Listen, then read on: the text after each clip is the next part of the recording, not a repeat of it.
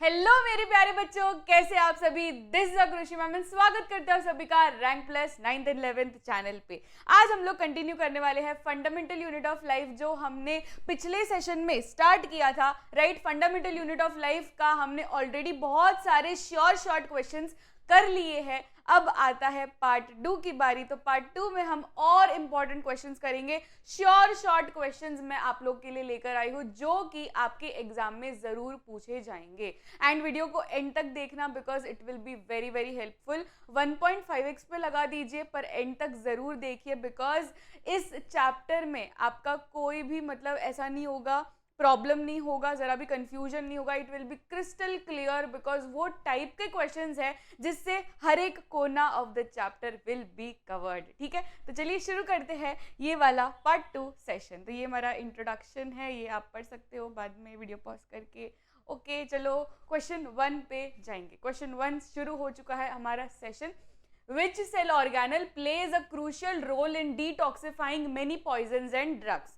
तो एक cell organelle होता है हम सबकी बॉडी में, जो कि डिटॉक्सिफिकेशन करने में मदद करता है। तो पिछले सेशन में मैंने आपको थोड़ा सा हिंट दिया था। हमने ये पर्टिकुलर टॉपिक को एकदम अच्छे से कवर नहीं किया, पर हाँ थोड़ा बहुत कवर हमने ऑलरेडी कर लिया है। तो आई वांट एवरीवन कि थोड़ा सा रिकलेक्ट करिए कि हमने एक ऐसा सेल ऑर्गेनल देखा है। सेल में देखो, फर्स्ट ऑफ ऑल तो सेल में बहुत सारे सेल ऑर्गेनल्स होते हैं। सेल में जो सेल ऑर्गेनल्स होते हैं उनको पर्टिकुलर स्पेसिफिक फंक्शंस दिए गए हैं कि अच्छा ये वाला सेल ऑर्गेनल ना तू ये काम कर, ये सेल ऑर्गेनल ना तू ये काम कर। तो हर एक डिपार्टमेंट को अलग अलग फंक्शंस है। वैसे ही एक डिटॉक्सिफिकेशन करके जो फंक्शन है वो कौन सा सेल ऑर्गेनल परफॉर्म करता है, ये आपको बताना है। तो हमें पता होना चाहिए कि there is 2 type of ER। ठीक है, एक बार हम नोट्स बनाएंगे, अच्छे से नोट्स बनाएंगे। देखो ये टेक्स्ट बुक की लाइंस है ऑलरेडी, ये टेक्स्ट बुक की लाइन से ही सवाल आया हुआ है। हमारे टेक्स्ट बुक ने ऑलरेडी लिखा है कि there is detoxification of poisons and drugs, toxins, वो सबको ऐसे तोड़ तोड़ के डिटॉक्सिफाई करना वो किसका काम है? It is the function of SER। It is the function of SER। सारे बच्चे नोट डाउन करेंगे अपनी टेक्स्ट बुक में एंड नोटबुक में। अगर आप नोटबुक लेकर नहीं बैठे हो तो बेटा this session will not be as helpful. 100% आपके लिए वो यूजफुल नहीं हो पाएगा। अगर आपने नोट्स बनाए ना मेरे साथ तो एकदम 100% एफिशिएंसी हो जाएंगी। ठीक है, तो यहाँ पे हमें प्रोडक्टिविटी और एफिशिएंसी को एकदम महत्व देना है। तो प्लीज़ आप अपनी नोटबुक लेकर बैठिए, अपनी टेक्स्ट बुक लेकर बैठिए, ताकि आप एकदम अच्छे नोट्स, हैंड रिटन नोट्स बना सको। ठीक है, तो यहाँ पे SER लिख देना है। SER मतलब क्या? SER मतलब स्मूथ एंडोप्लाज्मिक रेटिक्यूलम। हमें पता होना चाहिए कि there are 2 types of endoplasmic reticulum. एक तो होता है रफ एंडोप्लाज्मिक रेटिक्यूलम, दूसरा होता है smooth endoplasmic reticulum. Endoplasmic reticulum में 2 टाइप्स इसलिए है क्योंकि दोनों का अलग अलग फंक्शंस है। अगर हम रिवीजन, तो जो रिवीजन कर ही लेते हैं ना, साथ साथ में रिवीजन कर ही लेते हैं, जैसे कि हर एक क्वेश्चन के साथ में हम लोग और 5-6 रिलेटेड कॉन्सेप्ट्स करते हैं हर सेशन में, तो वैसे ही यहाँ पर जो ER है ना, वो ER बहुत ही इंपॉर्टेंट सेल ऑर्गेनल है, जो कि एग्जाम में ज़्यादा फोकस में रहता है।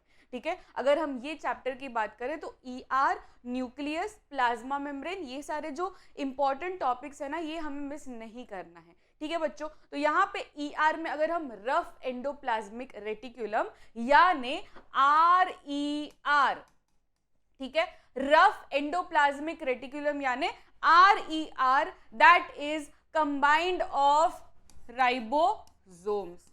यानी अगर मेरे पास ER है, ठीक है, अगर मेरे पास ER है और अगर उसके ऊपर राइबोसोम्स चिपके हुए हैं, तो मैं वो ER को बोलूंगी क्या?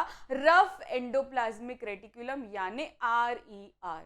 समझ में आ गया? तो अगर वो एंडोप्लाज्मिक रेटिक्यूलम के ऊपर सरफेस में खाली देखना है आपने को, ठीक है, सरफेस में अगर मुझे दिख रहा है कि कोई राइबोसोम्स तो नहीं है, एकदम प्लेन स्किन है, एकदम स्मूथ स्किन है, तो उसको हम क्या बोलेंगे?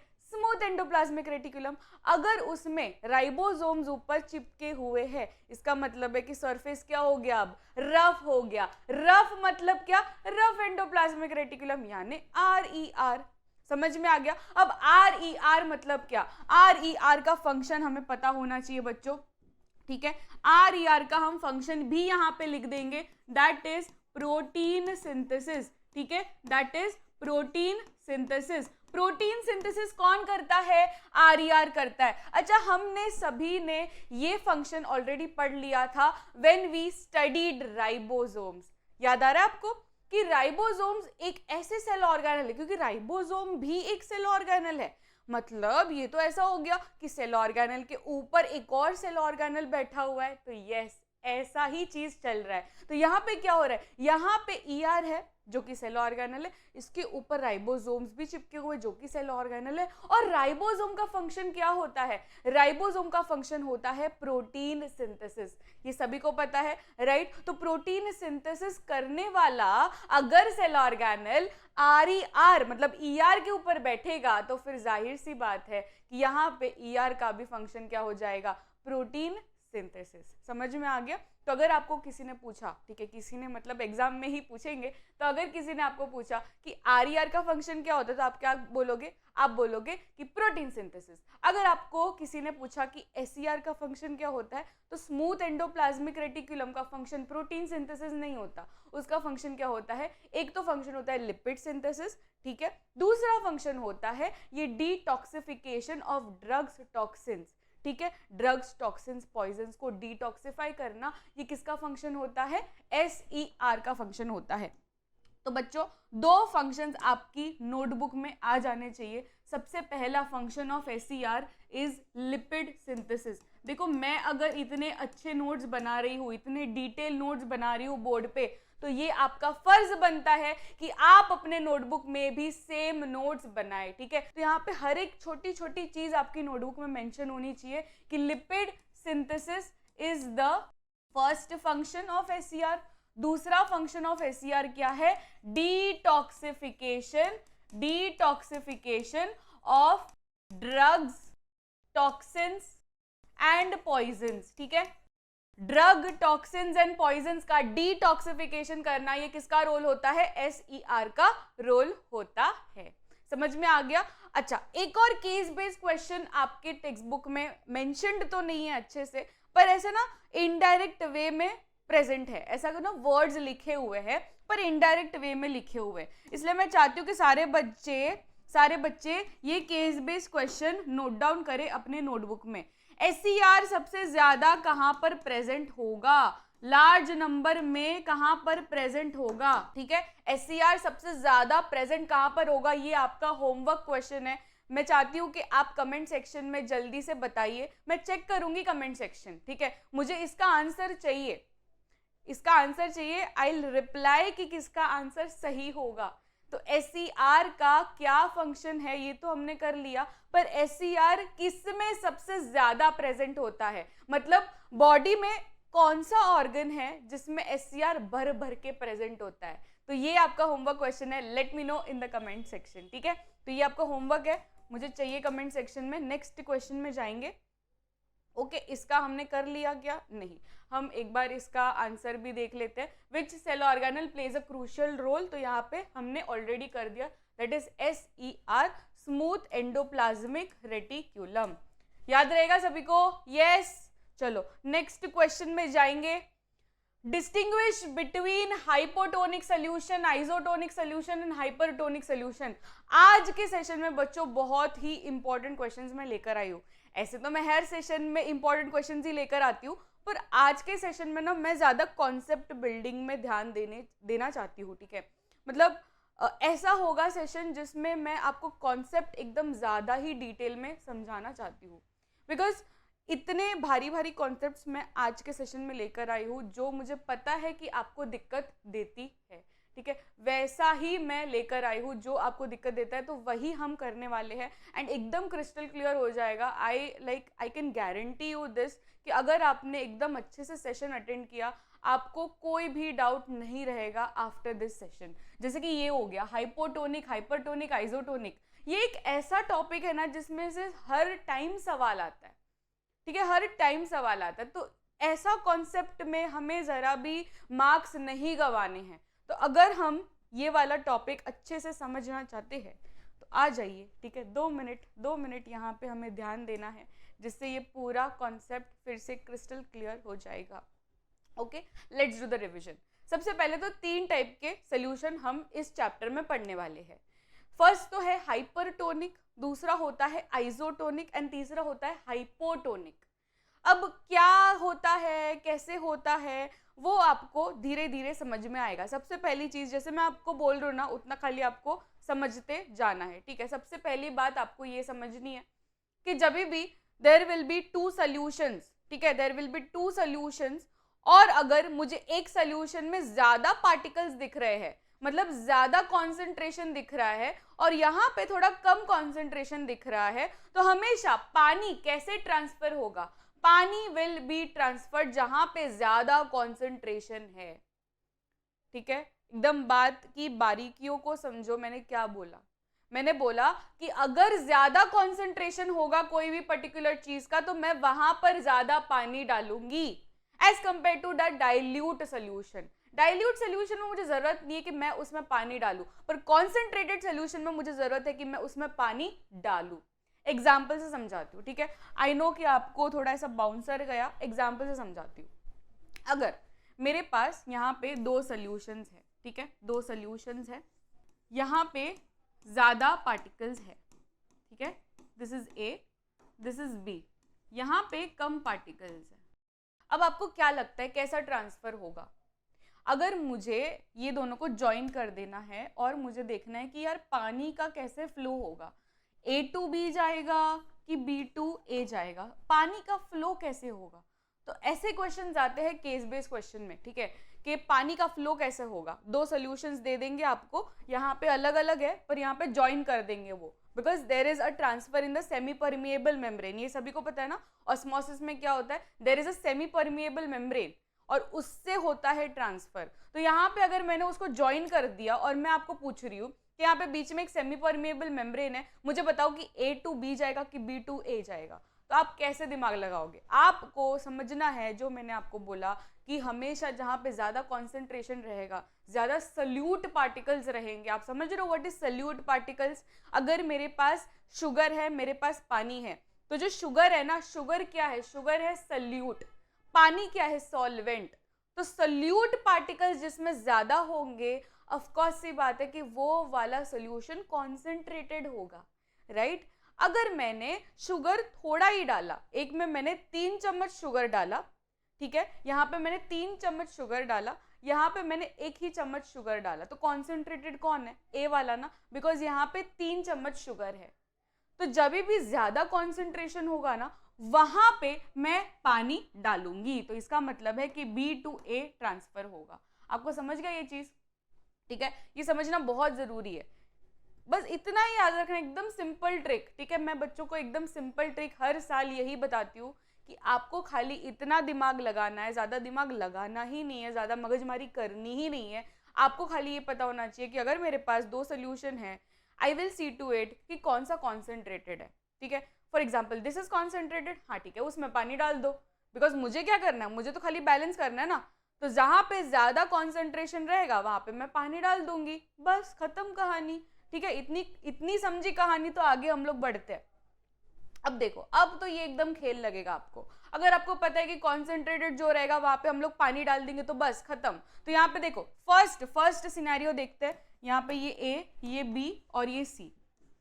फर्स्ट सिनेरियो में क्या हो रहा है?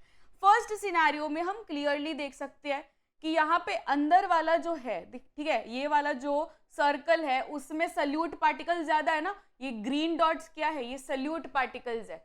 आप समझो ये शुगर के पार्टिकल्स है, आप इमेजिन करो ये शुगर के पार्टिकल्स है। तो शुगर के पार्टिकल्स ये सर्कल के अंदर ज्यादा है कि बाहर ज्यादा है? सर्कल के अंदर ज्यादा है, राइट। सर्कल के अंदर ज्यादा है, तो पानी में कहाँ पे डालू? मैं अंदर डालू कि पानी बाहर डालू? कहाँ पे पानी डालू? मैं पानी अंदर डालूंगी, राइट।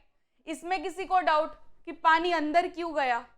डाउट होना ही नहीं चाहिए, राइट। अगर डाउट है तो फिर से मैं समझाती हूँ आपको। यहाँ पे पानी अंदर क्यों गया? बिकॉज यहाँ पे सल्यूट पार्टिकल्स मुझे दिख रहे कि ज्यादा है, तो जहां पे भी सल्यूट पार्टिकल ज्यादा होंगे वहां पे मैं पानी डाल दूंगी, बस खत्म कहानी। तो यहाँ पे ये समझ गया कि पानी will flow from out to in, ठीक है, बस इतना ही। अब आगे की कहानी मैं आपको बाद में समझाऊंगी, ठीक है, थोड़ा सा पहले ये कंप्लीट कर लेते हैं। अब बी वाला देखते हैं, बी सिनेरियो देखते हैं। यहाँ पे हम देख सकते हैं कि यहाँ पे मोर और लेस इक्वली है, कि अंदर भी उतने ही पार्टिकल्स है और बाहर भी उतने ही पार्टिकल्स है। तो यहाँ पे एज सच कोई फ्लो नहीं देखा जाएगा कि अंदर का पार्टिकल्स बाहर भी आ सकता है, बाहर का पार्टिकल्स अंदर भी जा सकता है। सेम गोज विद पानी, पानी भी अंदर से बाहर, बाहर से अंदर जा सकता है। तो यहाँ पे इक्वल फ्लो रहेगा, ठीक है, यहाँ पे इक्वल फ्लो रहेगा। अब थर्ड सिनेरियो देखते हैं। थर्ड सिनेरियो में मुझे दिख रहा है कि यहाँ पे पार्टिकल्स बाहर ज्यादा है और अंदर के साइड कम है, राइट, बाहर ज्यादा है और अंदर के साइड कम है। तो मैंने क्या बोला आपको कि जहां पे कॉन्सेंट्रेटेड रहेगा वहां पे मैं पानी डाल दूंगी। तो यहाँ पे कॉन्सेंट्रेटेड कहाँ पे है, बाहर की साइड है कि अंदर की साइड है, बाहर की साइड है, राइट। बाहर की साइड अगर कॉन्सेंट्रेटेड है तो मैं क्या करूंगी, पानी बाहर डालूंगी। समझ में आ रहा है आपको, इजी लग रहा है अभी। तो यहाँ पे पानी कैसे फ्लो होगा, फ्रॉम इन टू आउट की out to in, in to out, because यहाँ पे पानी की जरूरत है बाहर के साइड में, बिकॉज सोल्यूट पार्टिकल्स ज्यादा कहां पर है, कॉन्सेंट्रेटेड कहां पर है, बाहर की साइड में। समझ में आ गया, बस कॉन्सेप्ट अगर समझ में आ गया तो अब तो खाली नामकरण बाकी है, ठीक है, नामकरण बाकी है। नामकरण एज इन व्हाट, कि ये कौन सा सोल्यूशन है, ये कौन सा सोल्यूशन है और ये कौन सा सोल्यूशन है। यहाँ पे देखो, यहाँ पे सोल्यूट पार्टिकल्स कम है ना सोल्यूशन में, सोल्यूशन समझते हो ना, सोल्यूशन मतलब बाहर वाला फ्लूइड, ठीक है, बाहर वाला फ्लूइड को हम बोलते हैं सोल्यूशन। तो अगर मैंने इस पर्टिकुलर सेल को, इसको सेल मान लेते हैं, अपने बॉडी वाला सेल, ये सेल को मैंने ये वाले वाइट सोल्यूशन में डाला। अब ये वाइट सोल्यूशन में पार्टिकल्स क्या है, कम है, राइट, पार्टिकल्स कम है as compare to the inside of the cell. तो यहाँ पे ये क्या है, लेस कॉन्सेंट्रेटेड वाला सोल्यूशन। तो जब भी लेस कॉन्सेंट्रेटेड वाला सोल्यूशन होता है उसको हम बोलते हैं हाइपोटोनिक। क्या बोलते हैं उसको, हाइपोटोनिक। ये समझ में आ गया। तो हाइपोटोनिक यानी क्या, हाइपोटोनिक यानी क्या, कि जो सोल्यूशन होगा बेटा, सोल्यूशन में particles will be less as compare to the cell which you are pouring in it, ठीक है। फॉर एग्जाम्पल अगर मैंने यहाँ पे रेजिन डाला, किशमिश डाला, तो किशमिश में क्या है, किशमिश में शुगर के पार्टिकल्स ज्यादा है as compare to the solution में जिसमें डालने वाली हूँ। मैं कौन से सोल्यूशन में डालने वाली हूँ, मैं तो नॉर्मल पानी यूज करने वाली हूँ, राइट। तो नॉर्मल पानी में तो शुगर तो है ही नहीं।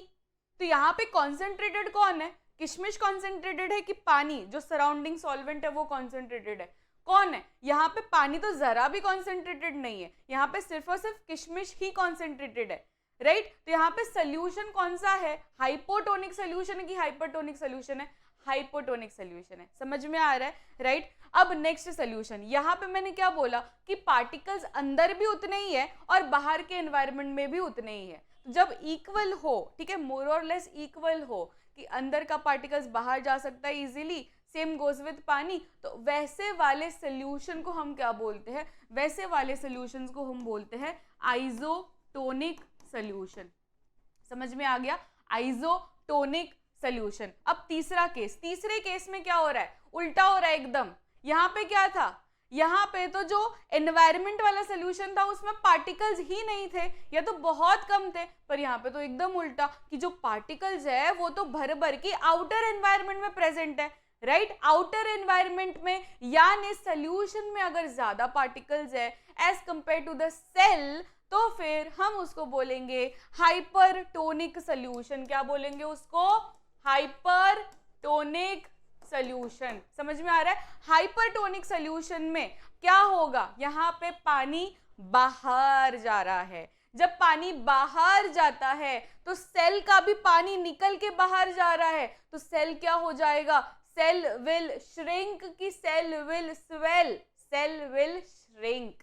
समझ में आ रहा है, सेल विल श्रिंक। तो यहाँ पे मैं क्या लिखूंगी, सेल विल श्रिंक। देखो ये छोटी छोटी चीजें होती है जो आपको इतना डिटेल में कोई नहीं समझाता बच्चों, कोई नहीं समझाता, कोई भी टीचर इतना डिटेलिंग में आपको वो भी ये मोमेंट में कोई नहीं समझाएगा, एंड इसलिए अपने बेस इतने स्ट्रांग नहीं हो पाते। फाउंडेशन इतना स्ट्रॉन्ग नहीं हो पाता, पर ये आगे जाके दिक्कत देता है। इसलिए always make your base, always make your foundation strong, ठीक है। तो यहाँ पे मैं क्या लिखूंगी, ये सारे कॉन्सेप्ट्स बहुत इंपॉर्टेंट है, आगे जाके 11th स्टैंडर्ड में यही कॉन्सेप्ट पे पूरा चैप्टर बेस्ड है, तो we can't miss this particular concept, ठीक है। तो यहाँ पे क्या होगा, जब भी मैं सेल को हाइपरटोनिक सोल्यूशन में मैं डालूंगी तो फिर क्या होगा, सेल विल श्रिंक, ठीक है। सारे बच्चे लिखेंगे अपनी नोटबुक में सेल विल श्रिंक। यहाँ पे क्या होगा, there will be no effect seen, because यहाँ पे कुछ नहीं होने वाला, राइट। अंदर का पानी बाहर भी जा रहा है, बाहर का पानी अंदर भी जा रहा है, तो देयर इज मोर और less equal effects which is happening. तो यहाँ पे कोई मेजर चेंज नहीं देखा जाएगा, यहाँ पे मेजर चेंज देखा जाएगा। यहाँ पे क्या हो रहा है, यहाँ पे कॉन्सेंट्रेटेड अंदर है, तो कॉन्सेंट्रेटेड अगर अंदर है तो मैं पानी अंदर डालूंगी, पानी अगर अंदर डाल रही हूं तो फिर क्या हो जाएगा, cell will swell, right, cell will swell. तो यहाँ पे मैं क्या लिखूं, हाइपोटोनिक में क्या होता है, स्वेल। समझ में आ गया सभी को? यस, बहुत इंपॉर्टेंट कॉन्सेप्ट था, राइट। चलो नेक्स्ट क्वेश्चन में जाएंगे। The phenomenon where cytoplasm shrink in a hypertonic medium is called as, ये हमने ऑलरेडी कर लिया था कि हाइपरटोनिक सोल्यूशन में, जब भी हाइपरटोनिक सोल्यूशन की हम बात करें तो उसमें हमेशा क्या होता है, सेल विल श्रिंक। देखो एक डायग्राम मैं आपको बनाकर दिखाती हूँ जिससे आपका पूरा कॉन्सेप्ट फिर से क्रिस्टल क्लियर हो जाएगा। हाइपरटोनिक है, ठीक है। हाइपरटोनिक यानी क्या, हाइपरटोनिक यानी बहुत सारे पार्टिकल्स प्रेजेंट है इन द सोल्यूशन, राइट, बहुत सारे पार्टिकल्स प्रेजेंट है in the solution as compare to the cell. तो यहाँ पे क्या हो रहा है, यहाँ पे पानी की जरूरत कहाँ पर है, पानी की जरूरत है आउटर एनवायरनमेंट में। क्या पानी की जरूरत है सेल के अंदर? नहीं, सेल के अंदर तो ऑलरेडी वातावरण शांत बैठा है, वातावरण ज्यादा गंभीर बाहर के एनवायरनमेंट में है, बिकॉज पार्टिकल्स ज्यादा बाहर के एनवायरनमेंट में, आउटर एनवायरनमेंट में है, एंड दैट इज वाई यहाँ पे क्या होगा, पानी बाहर जाएगा, राइट। तो पानी यहाँ से बाहर जाएगा, बाहर जाएगा, बाहर जाएगा, तो बाहर जाएगा तो सेल क्या हो जाएगा, बेचारा सेल हो जाएगा एकदम श्रिंक, राइट, एकदम श्रिंक, एकदम सिकुड़ जाएगा। तो shrinkage will be there, and ये श्रिंकेज क्यों हो रहा है, इसका प्रोसेस का नाम क्या है, प्लाज्मोलाइसिस, ठीक है। प्लाज्मोलाइसिस इज द प्रोसेस का नेम जिससे देखो प्लाज्मोलाइसिस नाम को ब्रेक डाउन करो, आपको समझ में आ जाएगा। प्लाज्मो मतलब प्लाज्मा मेम्ब्रेन, तो वो सेल का प्लाज्मा मेम्ब्रेन ब्रेक हो रहा है, बिकॉज लाइसिस यानी टुकड़े टुकड़े करना, तो यहाँ पे लाइसिस हो रहा है ऑफ द प्लाज्मा मेम्ब्रेन। तो प्लाज्मा मेम्ब्रेन को लाइस करके वो पानी निकल रहा है जिससे सेल क्या हो जा रहा है, श्रिंक हो रहा है, ठीक है। समझ में आ गया सभी को? चलो ये क्वेश्चन का आंसर लिख देंगे। तो यहाँ पे फ्रंटोलाइसिस, प्लाज्मोलाइसिस, एलोलाइसिस, एसिडोलाइसिस, कुछ भी ऑप्शन दिया गया है, तो यहाँ पे ऑफ कोर्स हमारा आंसर है प्लाज्मोलाइसिस, ठीक है। देखो यहाँ पे मैंने एक इमेज भी डाला हो, यहाँ पे ये जो है ना, this is a plant cell, ठीक है। ये प्लांट सेल है, अगर मैंने कोई प्लांट सेल, यहाँ पे तो प्लांट सेल का मैंने डायग्राम डाला है, पर ये जरूरी नहीं है कि हमेशा प्लांट सेल ही होना चाहिए, कोई भी सेल आप ले लो। कोई भी सेल को अगर मैंने हाइपरटोनिक सोल्यूशन में डाला तो जाहिर सी बात है कि हाइपरटोनिक है, इसका मतलब है कि आउटर एनवायरनमेंट में बहुत ज़्यादा पार्टिकल्स है, कॉन्सेंट्रेटेड है, एंड दैट इज वाई पानी बाहर जाएगा, अंदर से बाहर जाएगा, जिससे क्या हो जाएगा, सेल विल श्रिंक, ठीक है। सेल विल श्रिंक, एंड ये प्रोसेस को हम बोलते हैं प्लाज्मोलाइसिस। ये आपकी नोटबुक में आ जाना चाहिए, ठीक है। सेल विल श्रिंक एंड क्यों होता है, बिकॉज ऑफ प्लाज्मोलाइसिस। चलिए नेक्स्ट क्वेश्चन में जाएंगे। If a person takes the concentrated solution of salt after some time he starts vomiting, what is the phenomenon responsible for such situation. देखो क्या होता है ना, जब भी कोई पानी पीता है, नॉर्मल पानी पीता है तो एज सच कोई परेशानी नहीं होती, पर अगर किसी को वॉमिटिंग करना है तो ये एक टिप एंड ट्रिक है, ठीक है, टेक्निक है एक। अगर आपको वॉमिटिंग करना है तो आप क्या करोगे, आप सॉल्ट वाला पानी पियोगे, ठीक है। सॉल्ट वाला पानी क्यों पी रहे हो, अब देखो यहाँ पे भी ना यही साइंस चल रही है जो हमने अभी जस्ट की ना, एकदम डिटेलिंग में की ना, हाइपरटोनिक, हाइपोटोनिक, आइसोटोनिक। तो यही कॉन्सेप्ट पे ये वाला केस बेस्ड क्वेश्चन आपको पूछा जा सकता है इन योर एग्जाम। देखो क्या हो रहा है, यहाँ पे सॉल्ट सोल्यूशन हम पी रहे हैं, ठीक है, सॉल्ट सोल्यूशन हम पी रहे हैं। अब सॉल्ट सोल्यूशन मतलब ये एक हाइपरटोनिक सोल्यूशन है कि नहीं, ये आप अग्री करते हो? सॉल्ट सोल्यूशन यार कॉन्सेंट्रेटेड सोल्यूशन है, कॉन्सेंट्रेटेड सोल्यूशन है तो ऑफकोर्स सी बात है कि क्या होगा, वो हाइपरटोनिक सोल्यूशन होगा।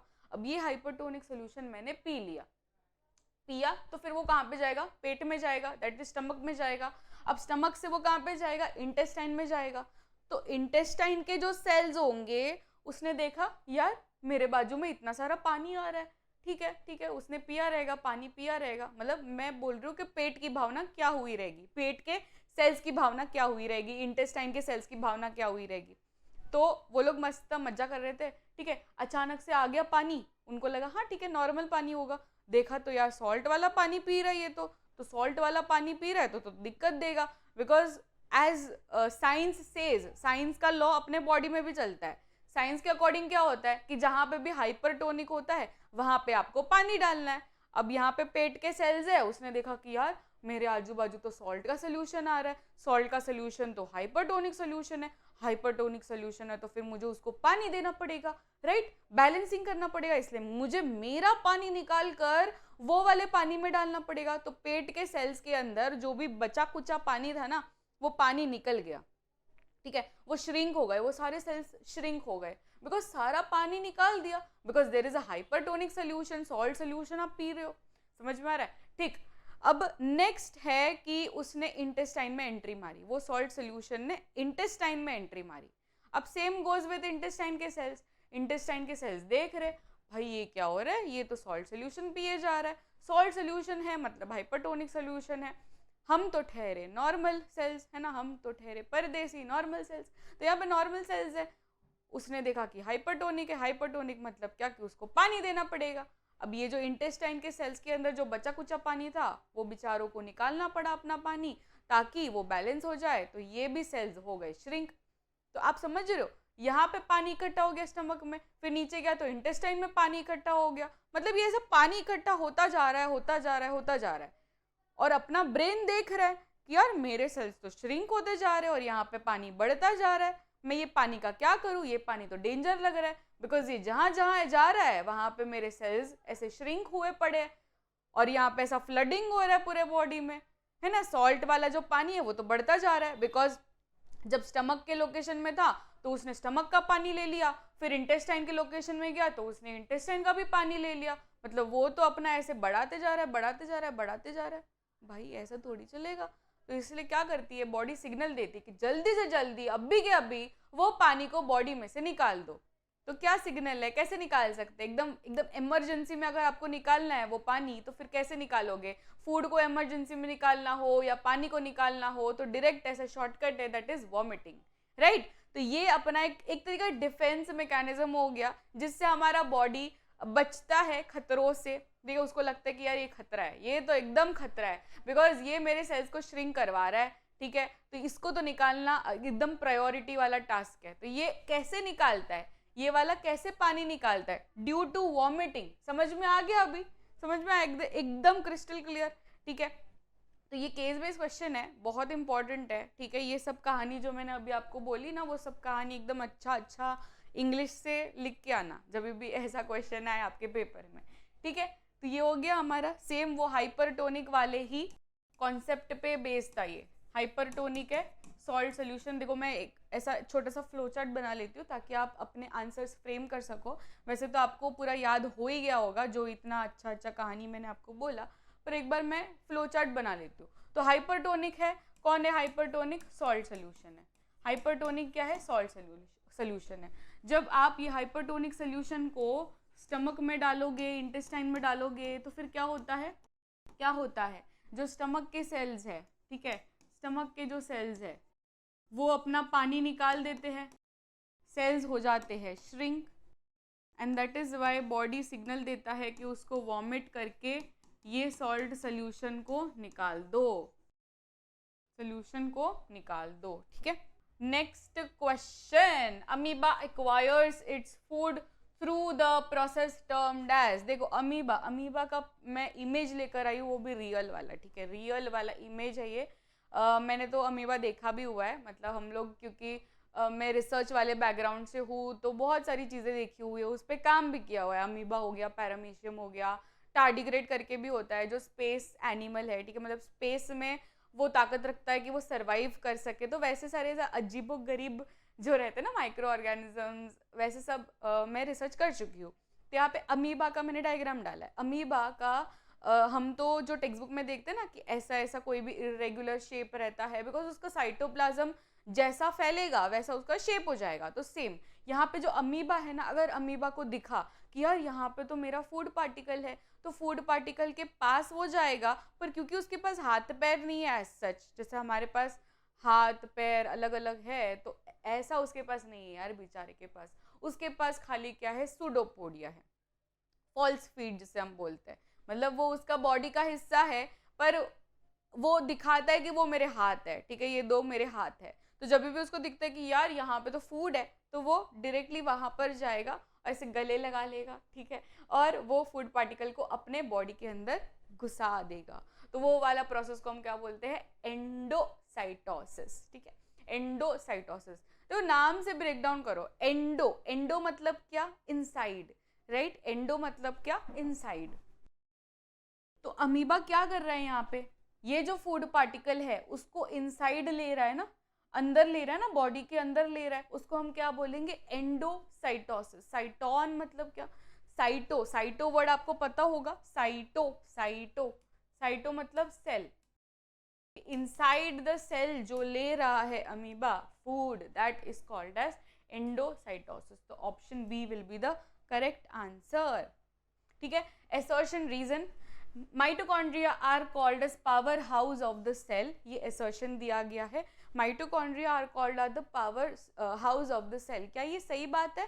यस, ये तो मतलब ना बच्चे बच्चे को पता है, जैसे कि वो सॉन्ग नहीं आता, वो अभी सॉन्ग नहीं आया था वो राम मंदिर का, भारत का बच्चा बच्चा जय श्री राम बोलेगा, वैसे सभी को पता है यार, वो साइंस बैकग्राउंड से हो कि कॉमर्स बैकग्राउंड से हो कि ह्यूमैनिटीज वाले बैकग्राउंड से हो, ये सभी को ये डायलॉग पता होगा, just because they want to do as a shining के वो लोग ने साइंस पढ़ा है, तो वो लोग ये लाइन तो जरूर बोल देंगे, ठीक है, कि mitochondria is the power house of the cell. तो ये तो हम सभी को पता है, तो assertion no doubt it is 100% true. तो mitochondria are called as power house of the cell, ये 100% ट्रू है। रीजन देखते हैं, mitochondria produce cellular energy in the form of ATP, yes. तो यहाँ पे हम लोग क्यों बोलते हैं, जब भी ना आपके दोस्त हो ना जो ह्यूमैनिटीज या कॉमर्स या कोई अलग आपका कोई रिलेटिव हो जो साइंस नहीं लिए है, ठीक है, पर उन्होंने डायरेक्टली मतलब खाली शाइनिंग मारने के लिए वो लोग बोलते हैं ना, जब mitochondria is the power house of the cell, तब आप उनको एक क्वेश्चन खाली पूछना कि अच्छा ठीक है तू बोल रहा है ना power house of the cell, क्यों बोल रहा है, पावर हाउस क्यों बोलते हो उसको, जरा पूछना, तो दे विल बी ब्लैंक। पर आपको बताना है तब रीजन, आपको पता ना रीजन क्यों बोलता है, बिकॉज पावर हाउस, यार पावर हाउस का मतलब क्या है कि उससे हम लोग एनर्जी लेंगे। जब भी सेल को कोई भी एनर्जी की रिक्वायरमेंट होगी तो डायरेक्टली वो कांटेक्ट करेगा मिस्टर माइटोकॉन्ड्रिया को कि mitochondria I need some energy because मैं बहुत थक गया हूँ। तो माइटोकॉन्ड्रिया ऐसा भाग भाग के आएगा, बिकॉज वो तो power house of the cell है, तो वो तो भाग भाग के आएगा और फिर वो क्या दे देगा, फटाफट से एनर्जी दे देगा। एनर्जी के पैकेट को हम क्या बोलते हैं, एटीपी, ठीक है, एनर्जी के पैकेट को हम क्या बोलते हैं, एटीपी।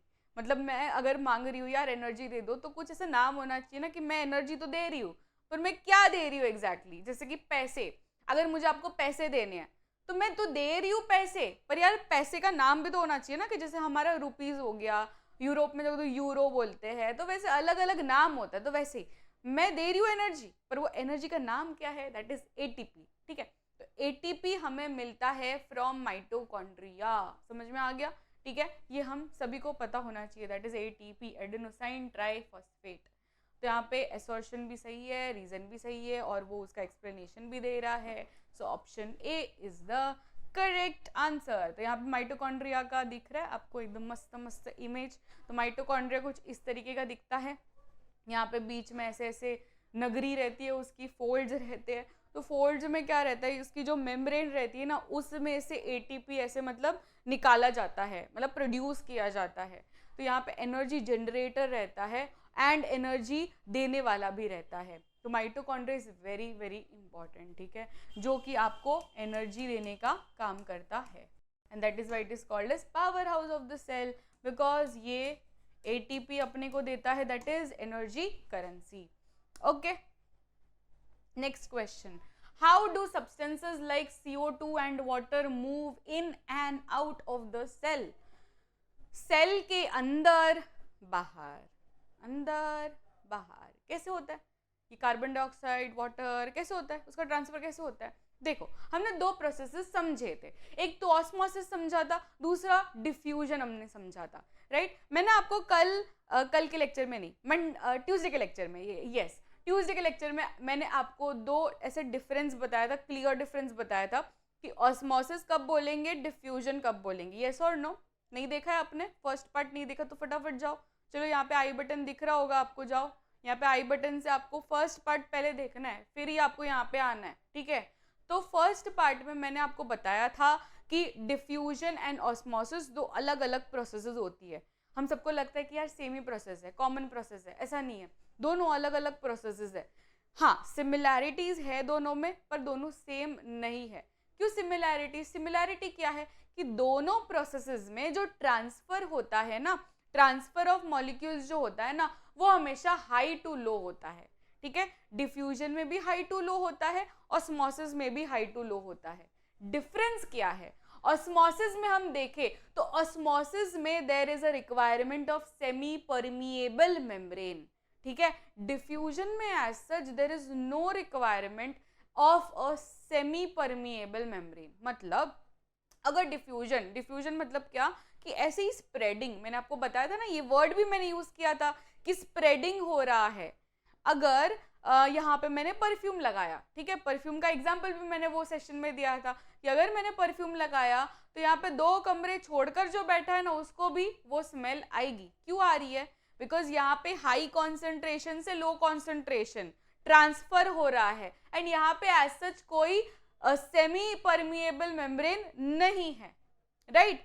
हमने जब हाइपरटोनिक, हाइपोटोनिक, आइसोटोनिक सोल्यूशन देखे थे तो उसमें मैंने आपको बोला था कि बीच में एक मेम्ब्रेन सी बनी होती है और वो मेम्ब्रेन अगर प्रेजेंट है तो उसको मैं बोलूंगी ऑस्मोसिस, जो कि ज्यादातर की फ्लूइड में देखा जाता है, ठीक है? तो अगर फ्लूइड इन्वॉल्व है वो ट्रांसफर में, तो मैं ज्यादातर की ऑस्मोसिस को प्रेफर करूंगी, बिकॉज यहाँ पे क्या आ जाता है, सेमी परमिएबल मेम्ब्रेन आ जाती है।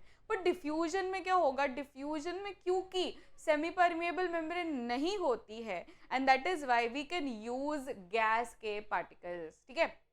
तो ये ट्रिक हमेशा याद रखना कि जब भी क्वेश्चन में आपको गैस का पूछा हो कि नाइट्रोजन गैस हो गया या हाइड्रोजन गैस हो गया या कार्बन डाइऑक्साइड गैस हो गया, कोई भी गैस, ठीक है, कोई भी गैस, ऑक्सीजन गैस हो गया, कोई भी गैस का अगर आपको पूछ रहे कि इसका ट्रांसफर आप कैसे करोगे, ऑस्मोसिस से करोगे कि डिफ्यूजन से करोगे, तो आपको क्या बोलना है? It will be diffusion, because gas है, ठीक है? गैस पार्टिकल का जब भी पूछे ना तो उसको आपको बोलना है कि it will be through diffusion, ठीक है?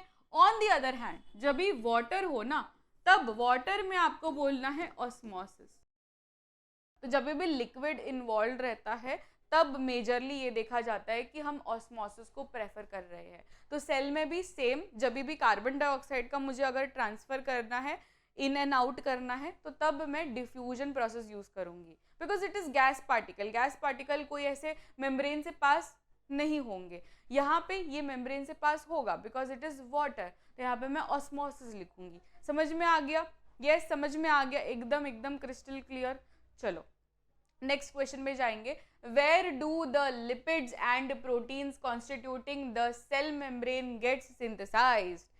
वेरी वेरी इंपॉर्टेंट, ठीक है? अगर आपको मेम्ब्रेन बायोजेनेसिस में क्वेश्चन नहीं आया ना बच्चों, अगर अभी तक एग्जाम में मेम्ब्रेन बायोजेनेसिस नहीं आया है तो ये वाले एग्जाम में ज़रूर आएगा, because it is very very important, बहुत इंपॉर्टेंट है। इसको 3 स्टार कर दो कि मेम्ब्रेन बायोजेनेसिस आपको करना ही करना है, ठीक है? व्हाट इज मेम्ब्रेन बायोजेनेसिस वो भी मैं आपको समझाऊंगी एकदम क्रिस्टल क्लियर हो जाएगा बच्चों, ज़रा भी टेंशन लेने की बात नहीं है कि इतना ऐसा भारी भरकम नाम दिया है मेम्ब्रेन बायोजेनेसिस, तो बहुत ही ऐसा डिफिकल्ट होगा।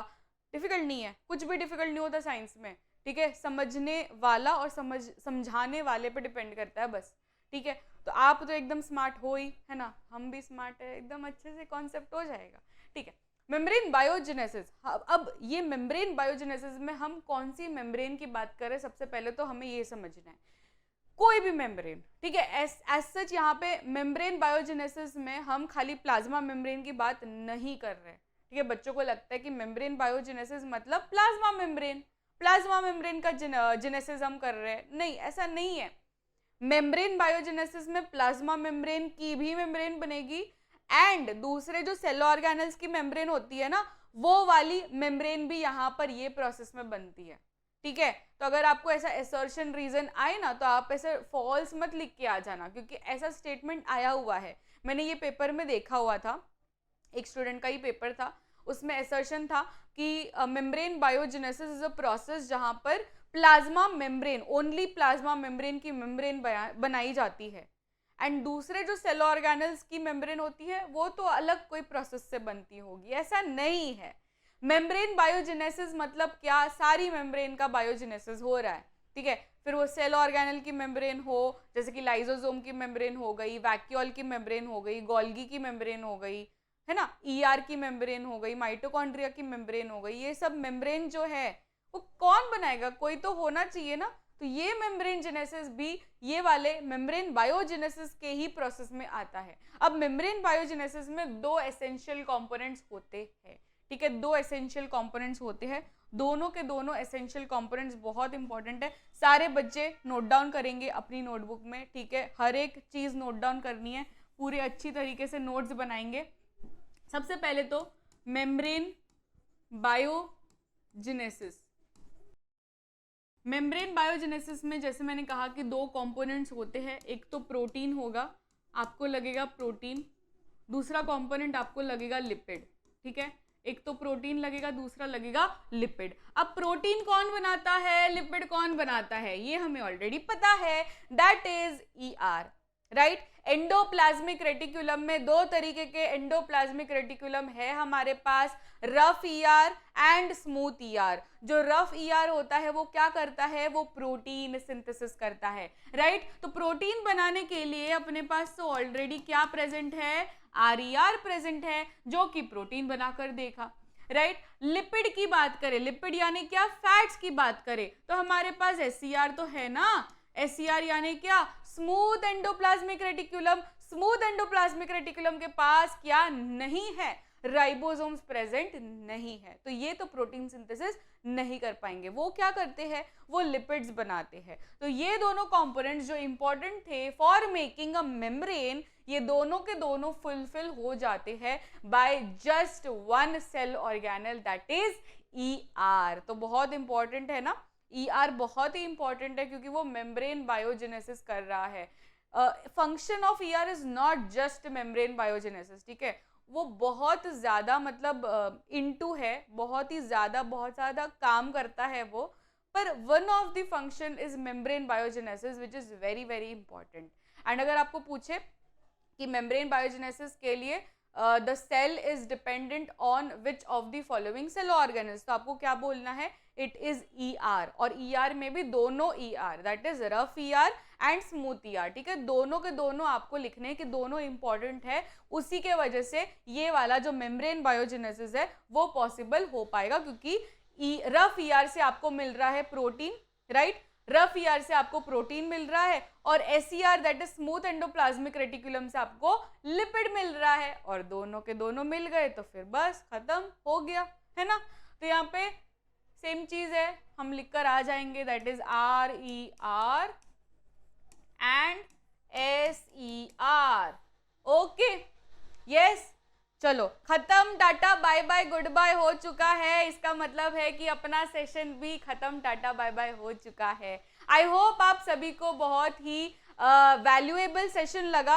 अगर आपको कोई भी डाउट्स हो, ठीक है, कोई भी डाउट्स हो, यू कैन बेझिझक tell me in the comment section, I will be here to help you out. कोई भी सेशन में डाउट हो आप पूछ सकते हो, अगर रिप्लाई नहीं हो पाया, अगर आपका डाउट बहुत ही मतलब लंबा डाउट होगा तो मैं नेक्स्ट सेशन में भी वो डाउट को ले लूंगी, पर कमेंट करके ज़रूर बताना वीडियो को कैसा लगा, ठीक है। लिंक डिस्क्रिप्शन में है, आप टेलीग्राम चैनल में भी जुड़ सकते हैं जहां पर बहुत सारी एक्टिविटीज़ होती है।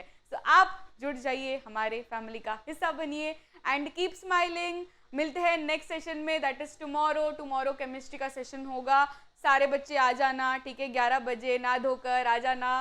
तो मिलते हैं नेक्स्ट सेशन में, till then take care, bye everyone.